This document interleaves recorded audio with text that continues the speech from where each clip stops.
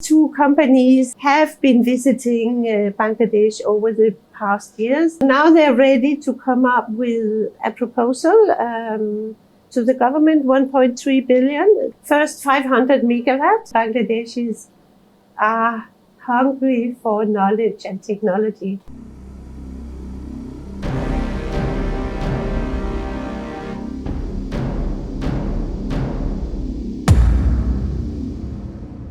Let us welcome Miss Winnie Estrup Petersen. She's the outgoing ambassador of Denmark to Bangladesh. And today in our episode of TBS Face to Face, we'll talk about her Bangladesh experience and how Bangladesh can collaborate with Denmark on various economic and other issues. Denmark is very advanced with renewable energy. So, and accordingly, it has got a huge wind power and other things. You cast us some light on that. And two Denmark entities have expressed interest to invest $1.3 billion to develop offshore windmills to generate power.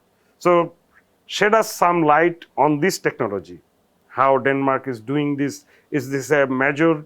Is it different from other wind technologies and all that? I think it's not different, but Denmark is a front runner. We were the first country to really invest massively in wind energy on a good, and of course Denmark has a lot of wind.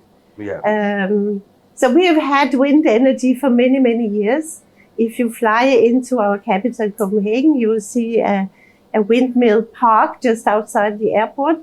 And we have many, many more scattered across the country, some on land, some offshore, the big, huge one offshore, of course. Is a majority of electricity generated by wind? I think it varies according to the wind, but it's a significant proportion, up to half, I think, of our daily use. And there have been days where almost all our energy comes from wind energy. And we can export also to other countries around. So Denmark is in a good position to engage with Bangladesh for this. And these two companies, Copenhagen Offshore Partners, COP, and Copenhagen Infrastructure Partners, SIP, have been visiting Bangladesh over the past years to do their first due diligence. So now they're ready to come up with a proposal to the government, 1.3 billion. It's a lot of money. A lot of money. And a very novel thing. And I see this as a future for Bangladesh because it's offshore. Yeah. We all know that land in Bangladesh is scarce for solar panels and others. So this would be a wonderful solution. Now, if the government accepts, they'll go into feasibility studies over the coming maybe year or so. And only then would they start negotiating a real contract. So, is there the offshore wind technology? Is this something that Denmark is very good at? Yeah, I would say we are. I mean, even China is also making wind power. Yeah, but the technology development is very much driven by Denmark. There are many other countries also doing wind power. But we were the first, and let me humbly add the biggest driver in this. Yes. And as I said, they have been looking at Bangladesh for several years, and we all know there's not a lot of wind here, but also technology is evolving, and there are new opportunities that they would like to reap. Okay, so if this goes on positively, then there will be more such initiatives from Denmark? This could be the first beginning of several phases of first 500 megawatt, 1.3 billion US. Yes. But if that is successful and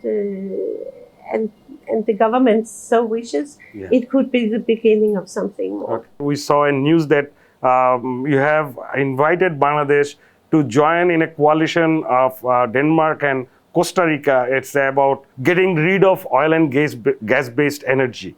So what kind of coalition is this that Bangladesh can join in?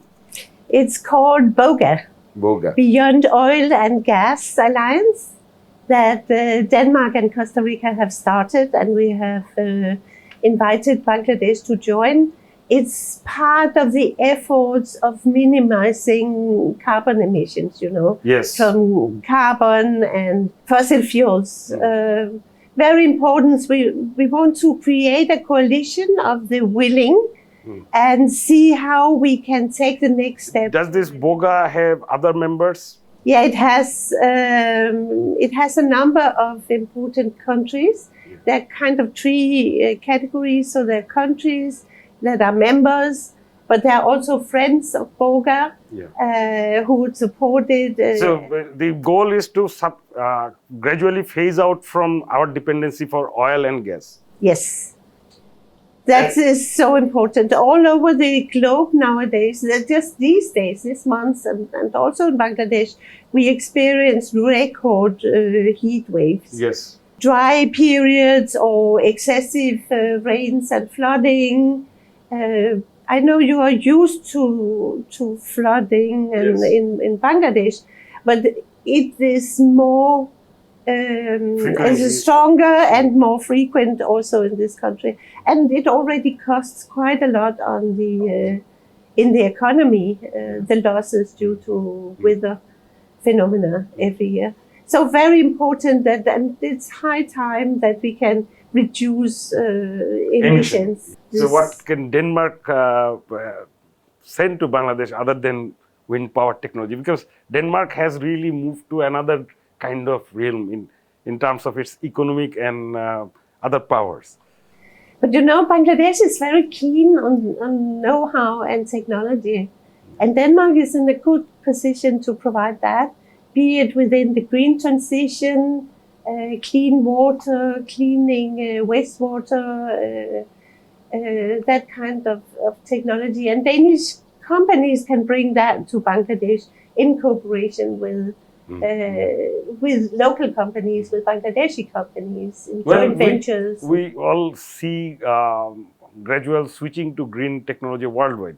I mean, this is a need of the time because you cannot perpetually, we can see the impact, and also the resources are so limited. If we had wind power, for instance, this Ukraine war wouldn't have affected us this way, for instance. That is true. But I really think that, and I feel that Bangladeshis are hungry for knowledge and technology. A lot is already here, but people are so enthusiastic in bringing new knowledge and technology to this country to take the next leap, also out of the LDC category, like into a developing country and eventually a developed country in 2041, in accordance with the Prime Minister's vision.